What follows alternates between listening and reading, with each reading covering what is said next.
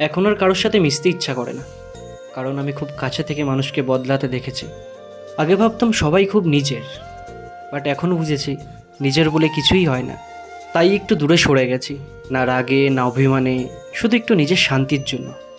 সবাই ভাবে আমি অ্যাটিটিউড দেখাচ্ছি, কিন্তু সত্যিটা হলো আমি আর কষ্ট পেতে চাই না।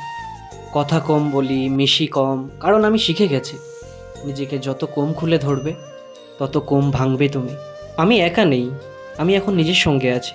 আর বিশ্বাস করো, এই সঙ্গটাই সব থেকে সেফ তোমার জীবনে, তোমার জন্য।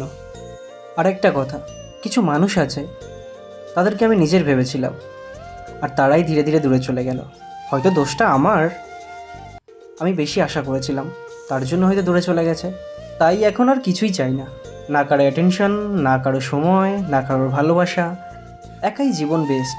একা থাকো, সব থেকে ভালো থাকবে। না কারোর সাথে মেশো, আরও ভালো থাকবে।